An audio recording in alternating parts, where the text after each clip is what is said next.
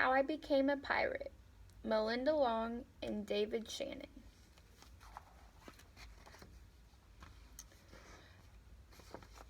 Pirates have green teeth, when they have any teeth at all.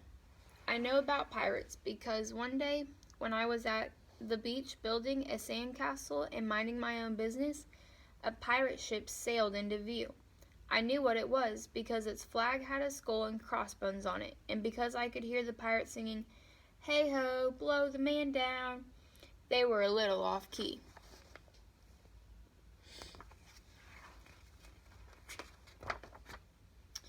I tried to tell Dad, but he was busy setting up the beach umbrella.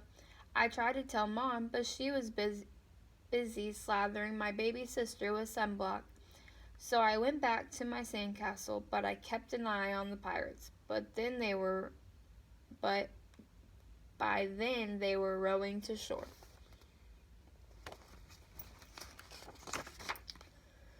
When they landed, the head pirate climbed out of the boat and yelled, "Ahoy there, matey! Be this the Spanish Main?" "No," I said, "this is the North Beach." "Shiver me timbers," the pirate said, "we must have taken a wrong turn at Bora Bora."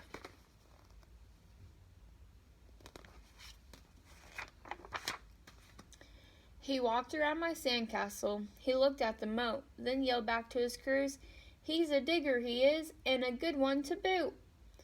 "A good one to boot?" the others agreed. "What be your name, matey?" the head pirate asked. "Jeremy Jacob, sir."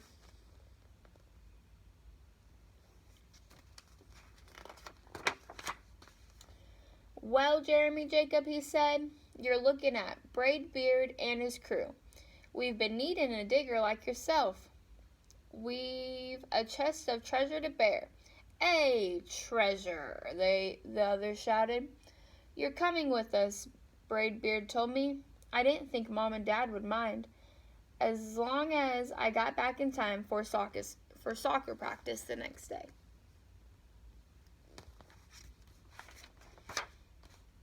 That's how I became a pirate.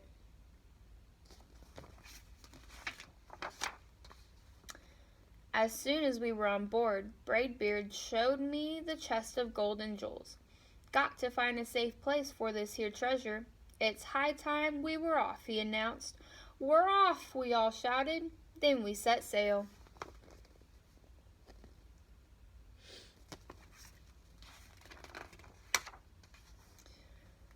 There were plenty to do on board. The pirates taught me to sing chanties, the louder the better, and to say real pirate stuff like landlubber and scurvy dog. By dinner time, I could speak pirate perfectly. I also learned pirate manners. Braidbeard pounded his fist on the table and yelled, "Down the hatch, me ladies!" "Down the hatch!" we all shouted. Braidbeard gulped his food and said, "Hand over the meat." "The meat!" we all roared. Nobody told us to finish our spinach, there wasn't any, or to chew up our carrots. They weren't allowed on board. We talked with our mouths full, and nobody said please or thank you.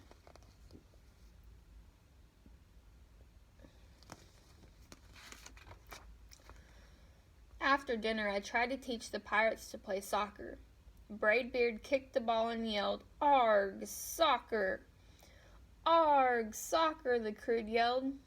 Then everybody dove for the ball at once, and it rolled right off the deck. "After it, me hearties," Braidbeard commanded. "After it?" we all whispered. We fought over who would go get the ball, but it didn't matter anyways because a shark came along and swallowed it in one gulp. So much for soccer.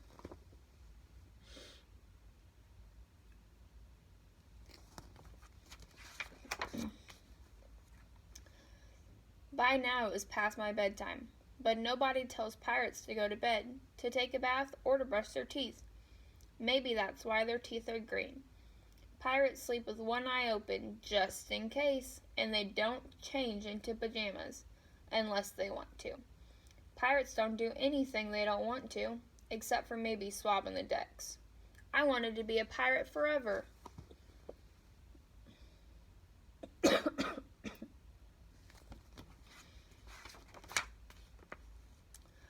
But then I found out what else they don't do. When I couldn't stay awake any longer, I asked Braidbeard to tuck me in and read me a story. Tuck you in, he bellowed. Pirates don't tuck. No tucking, the crew cried. And the only thing they had to read was a map. Don't you have any books, I asked. Braidbeard looked confused. Books? I didn't even bother to ask about a good night's kiss.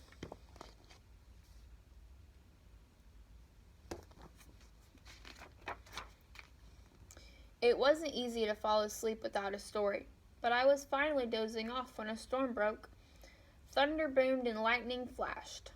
I tried to hide under the covers as waves slammed up against the ship, but I kept falling out of my hammock. I couldn't find anyone in the cabin. They were all on deck.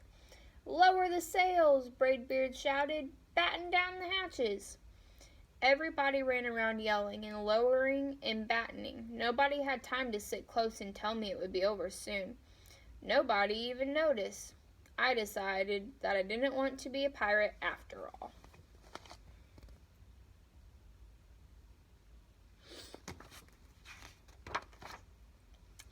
Just then, flash, crash, crack. Lightning hit the mast and split it right down the middle. What'll we do now? Yelled one of the pirates. We'll have to turn back, yelled another. But the treasure, hollered Braidbeard. Where will we bury the treasure?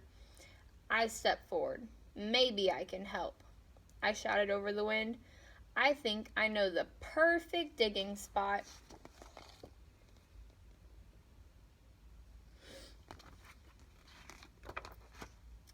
When the storm was over, we rowed back to shore and buried the chest. We drew a map so we could find the treasure again, but I don't think I'll need it.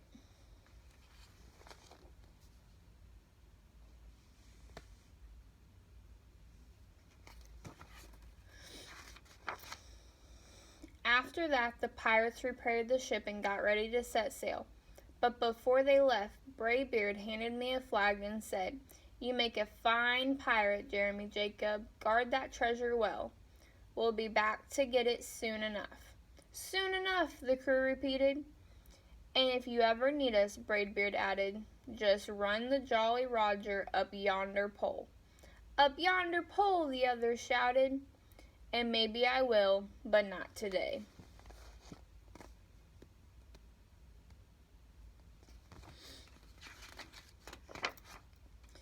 I have soccer practice. And that's the end.